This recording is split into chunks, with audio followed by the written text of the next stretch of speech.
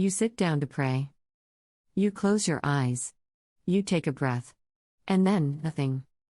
Or maybe words do come, but they feel flat. Rehearsed. Like you're reading from a script rather than having a conversation with someone who is actually there. And so, you wonder, am I doing this wrong? Is my prayer even reaching anywhere? Does God hear this?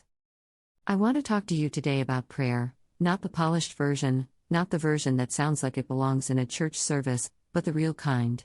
The kind that happens in the mess of a real life, with real words, or sometimes no words at all. Because here is what I've come to believe, prayer is far less about the words you use and far more about the direction you turn. We have complicated prayer in ways God never intended. Somewhere along the way, many of us absorbed the idea that real prayer sounds a certain way. Uses certain words. Hits certain notes of reverence and eloquence. And if your prayer doesn't sound like that, then maybe it doesn't count. But look at what Jesus actually said about prayer. And when you pray, do not keep on babbling like pagans, for they think they will be heard because of their many words. Matthew 6:7. Many words are not the point. Performance is not the point. Length is not the point. Jesus modeled prayer that was direct, honest, and rooted in relationship. When his disciples asked him to teach them to pray, he gave them something short enough to memorize in a few minutes. Not because prayer is small, but because its power is not in its complexity. The pressure you feel when you sit down to pray? That pressure is not from God. Release it. Prayer is not a performance. It is not a transaction. It is not a technique. Prayer is conversation with a person who already knows everything you are going to say, and wants to hear it from you anyway. Think about what it means to be fully known by someone who loves you. No pretense required. No editing. No putting your best self forward. Just you, as you actually are, talking to the one who already sees all of it and has not moved. God is not waiting for you to have the right words. He is waiting for you to show up. The Psalms are the prayer book of Scripture, and they are a master class in unfiltered honesty with God. Anger, fear, confusion, despair, joy, gratitude, it is all there. Nothing is cleaned up for presentation. Search me, God, and know my heart. Test me and know my anxious thoughts. Psalm 139:23. Search me. Know my heart. Know my anxious thoughts. That is not a polished prayer. That is a person opening every room of themselves to God and saying, "Come in." All of it. You can see all of it. That is the spirit of real prayer. So, when you sit down and the words don't come, here are 6 approaches that can open the door. 1. Start with honesty. Tell God exactly what you are feeling, even if what you are feeling is that prayer feels pointless right now. God, I don't know how to do this today. I feel nothing. I don't even know if you're listening. That is a real prayer. Start there. 2. Use the prayers of Scripture. The Psalms exist precisely for this. When you have no words, borrow someone else's. Open to Psalm 23, or Psalm 46, or Psalm 139 and read it slowly, out loud if you can, as your own prayer. The words of Scripture prayed back to God carry a weight that your own words sometimes cannot. 3. Pray in lists. Sometimes the simplest prayer is the most grounding. Thank you for, name 5 things, however small.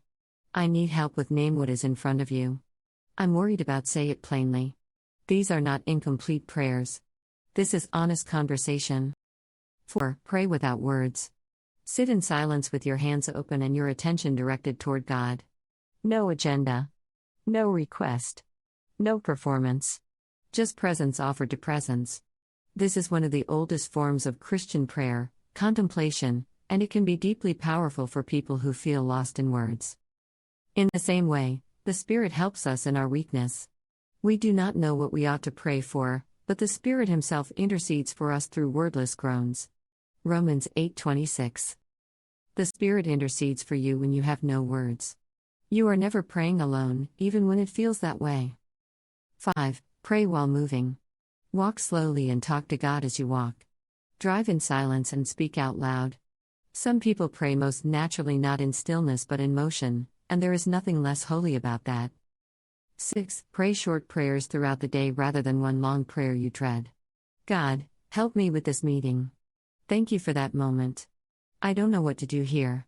These brief, constant orientations toward God are themselves a form of unceasing prayer, which is exactly what Scripture calls us to. Here is what I want you to understand about the long game of prayer. Prayer does not always change your circumstances, but prayer always changes you. The person who has prayed consistently through years of ordinary life, through the dry seasons and the full ones, through the times words came easily and the times they didn't, that person has been quietly, invisibly formed into someone with an interior life that cannot be shaken by what happens on the exterior.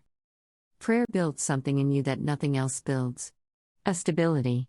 A center. A place inside yourself that remains quiet even when everything outside is loud. Do not be anxious about anything, but in every situation, by prayer and petition, with thanksgiving, present your requests to God. And the peace of God, which transcends all understanding, will guard your hearts and your minds. Philippians 4:6-7. Present your requests. Bring what you have, even if it is almost nothing. And the peace that does not make logical sense will guard you. That is the promise. Not that prayer will always get you what you asked for. That prayer will guard your heart. That is worth showing up for. The next time you sit down to pray and the words don't come, I want you to remember this. God is not grading you. He is not waiting for your best. He is waiting for you. Open your mouth and say the first true thing. Or open your hands and say nothing at all.